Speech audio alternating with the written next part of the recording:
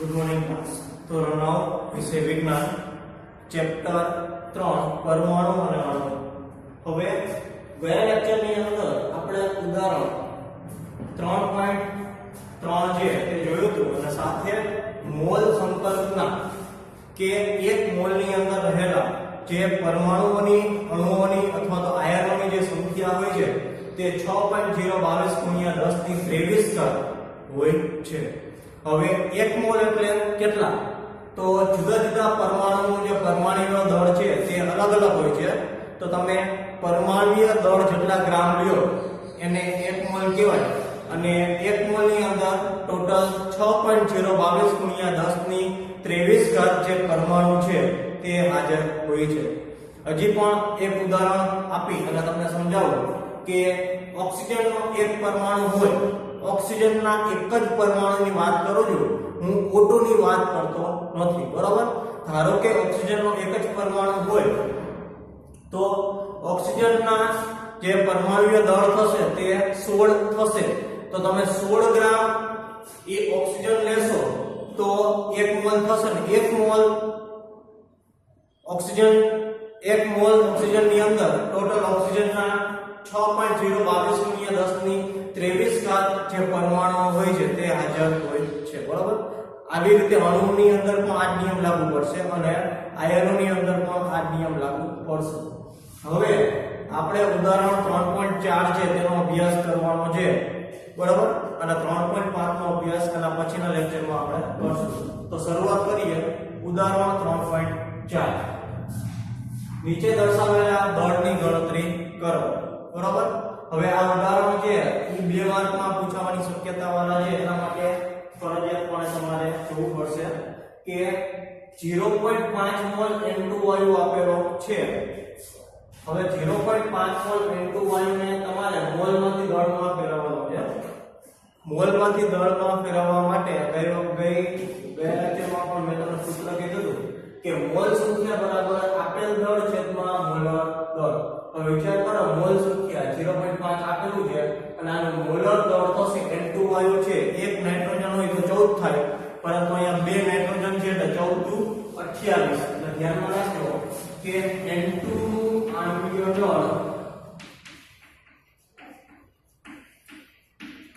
28 ગ્રામ થશે। એટલે એક N હોય તો 14 ગ્રામ અને પણ 2 N આપેલા છે જેને N2 અણુ કહેવાય, તો N2 અણુનું આણ્વિય દળ 28 ગ્રામ થશે, બરાબર? સૂત્ર આપેલું છે મોલ સંખ્યા બરાબર આપેલ દળના છેદમાં મોલર દળ। હવે જો 0.5 મોલ સંખ્યા આપેલી છે, એના પછી N2 વાયુ છે, N2 વાયુનું મોલર દળ તમને ખ્યાલ હોવો જોઈએ। તો ધ્યાનમાં રાખો N2 વાયુનું મોલર દળ છે 28 ગ્રામ। એટલે કહેવાનો મીનિંગ શું છે કે 28 ગ્રામ લ્યો ત્યારે 1 મોલ થાય, તો આપણી પાસે 0.5 મોલ છે તો એના જે ગ્રામ છે એ કેટલા થાય? તો સરાસરી પર કઈ કરી શકો કે 28 ગ્રામે 1 મોલ, બરાબર? એટલે 1 મોલ બરાબર 28 ગ્રામ, તો આપણી પાસે 0.5 મોલ છે તો કેટલા થાય? તો 28 × 0.5 ના છેદમાં 1 આવી રીતે પણ તમે ડાયરેક્ટ કરી શકો, પણ આપણે સૂત્રના આધારે જાય તો મોલ સંખ્યા બરાબર આપેલ દળના છેદમાં મોલર દળ। આપણે આપેલ દળ શોધવાનું છે, મોલર દળની કિંમત આપેલી છે N2 બરાબર 28 ગ્રામ અને મોલર સંખ્યા 0.5 આપેલી છે। હવે આપેલ દળને સૂત્રનો કરતા બનાવતા આપેલ દળ બરાબર આ ભાગાકારમાં છે તો તમે જે ગુણાકારમાં એટલે મોલ સંખ્યા ગુણ્યા મોલર દળ। મોલ સંખ્યા કેટલી આપેલી છે? 0.5 0.5 ના આપણે તો 1/2 લખી શકાય અને N2 બરાબર મોલર દળ કેટલો આપેલું છે? 28, એટલે અહીંયા 2 14 × 28 એટલે અહીંયા આવશે N2 નું વાયુ દળ 14 ગ્રામ જેટલું થશે। ખ્યાલ આવ્યો?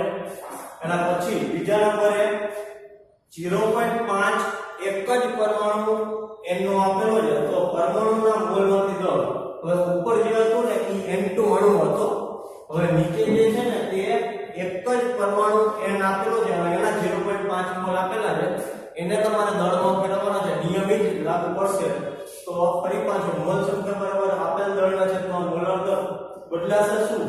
તો N2 હતું ત્યારે 28 ગ્રામ આપણે એનું આણ્વિય દળ લીધું હતું, અત્યારે N એક જ છે n એક જ હોય તો એના પરમાણુ કહેવાય અને 1 n નું પરમાણુય દળ થશે 14 ગ્રામ બરાબર એટલા માટે સૂત્ર એ લાગુ પડશે આપેલ દળ બરાબર મોલ સંખ્યા ગુણ્યા મોલર દળ મોલ સંખ્યા આપેલી 0.5 ગ્રામ ને એક પરમાણુ જે નાઇટ્રોજન નું પરમાણુય દળ છે 14 છે તમે 14 ગુણ્યા 0.5 કરશો તો 7 ગ્રામ આવશે આવી રીતે નાખવાનું કામ પણ કરી શકાય કે 14 ગ્રામે 1 મોલ થાય તો આપણી પાસે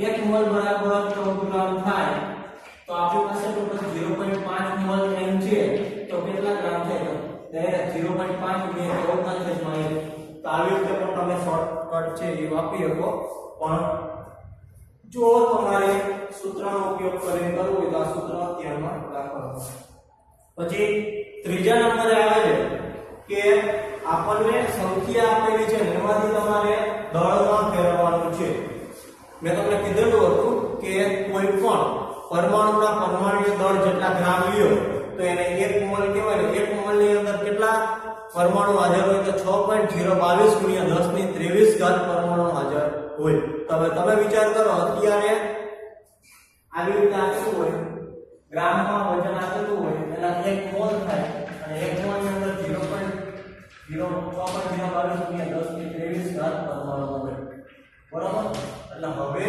પરમાણુની સંખ્યા આપેલી છે તમારે ગ્રામમાં એને ફેરવવાનું છે બરાબર તો જોઈ કે 3.011 ગુણ્યા 10 ની 23 ઘાત નાઇટ્રોજનના પરમાણુની સંખ્યા છે અને એને તમારે દળ એટલે કે ગ્રામમાં ફેરવવાનું છે તો સૂત્ર આવશે મોલ સંખ્યા બરાબર આપેલ પરમાણુની સંખ્યા છેદમાં એવોગેડ્રો આંક હવે સૌપ્રથમ સંખ્યા છે એના મોલમાં ફેરવવાનું અને મોલમાંથી દળમાં ફરશે બે પ્રોસેસ આમાં થશે પહેલું શું કરવાનું તો પહેલું જે સંખ્યા આપેલી છે 3.011 ગુણ્યા 10 ની 23 ઘાત ને એને મોલમાં ફેરવવાનું અને મોલમાંથી પછી દળમાં ફેરવવાનું એટલે સંખ્યામાંથી મોલમાં ફેરવવા માટે આ સૂત્રનો ઉપયોગ થશે મોલ સંખ્યા બરાબર આપેલ કણોની સંખ્યા છેદમાં એવોગેડ્રો આંક હવે આપેલ કણોની સંખ્યા કેટલી છે 3.011 ગુણ્યા 10 ની 23 ઘાત અને એવોગેડ્રો આંક જેને આપણે સ્વીકારેલું મૂલ્ય છે 6.022 ગુણ્યા 10 ની 23 ઘાત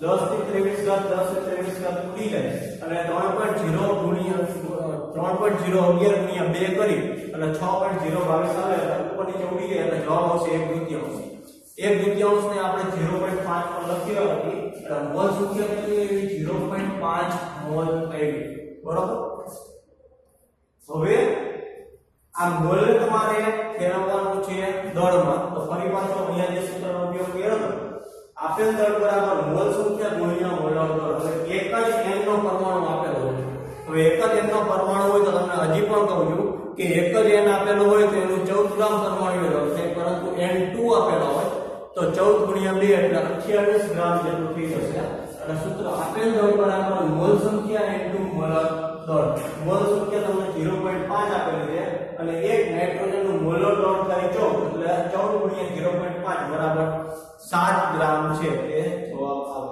બરાબર એટલે પરમાણુની સંખ્યામાંથી દળમાં ફેરવવું હોય તો સૌપ્રથમ યાદ રાખજો કે પરમાણુની સંખ્યાને સૌપ્રથમ મોલમાં ફેરવવાનું અને મોલમાં ફેરવવા માટે સૂત્ર છે મોલ સંખ્યા બરાબર આપેલ પરમાણુની સંખ્યાના છેદમાં એવોગેડ્રો આંક એકવાર મોલમાં ફરી જાય એના પછી તેને તમારે દળમાં ફેરવવું પડશે દળમાં ફેરવવા માટે સૂત્ર છે મોલ સંખ્યાના છેદમાં આપેલ દળના છેદમાં મોલર દળ બરાબર ઓકે તો હવે ચોથું આવે છે 6.022 ગુણ્યા 10 ની 23 ઘાત n2 અણુની સંખ્યા છે તો એને તમારે સંખ્યામાંથી દળમાં ઉપરની રીત છે પરંતુ અહીંયા n2 નો અણુ આપેલો છે હવે n2 નો અણુ હોય તો એનું આણ્વિક દળ કેટલું છે 28 ગ્રામ એટલે અહીંયા પણ સૌપ્રથમ મોલમાં ફેરવવા પડશે તો મોલમાં ફેરવવા માટે હું તમને આ જે છે એ શોર્ટકટ થી કરાવું છું હવે તમને બધાને ખબર છે 1 મોલ n2 લે તો એની અંદર કેટલા પરમાણુ હાજર હોય તો 6.022 ગુણ્યા 10 ની 23 ઘાત પરમાણુ તો આપણી પાસે સૂત્રમાં જ કેટલી આપેલી છે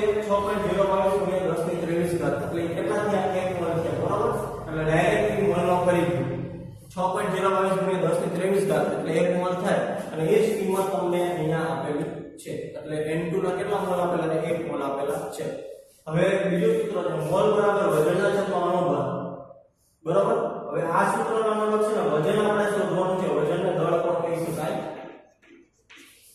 તો અહીંયા આ જે સૂત્ર છે એમાં આ સૂત્રનો ઉપયોગ કરશો. આપેલ દળ બરાબર મોલ સંખ્યા ગુણ્યા મોલર દળ.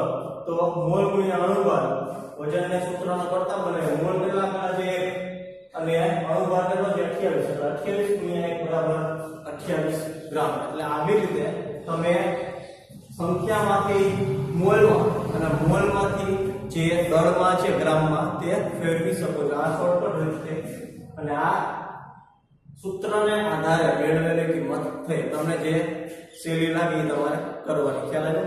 તો હવે પછીનું જે ઉદાહરણ છે એ પછીના લેક્ચરમાં જોઈશું.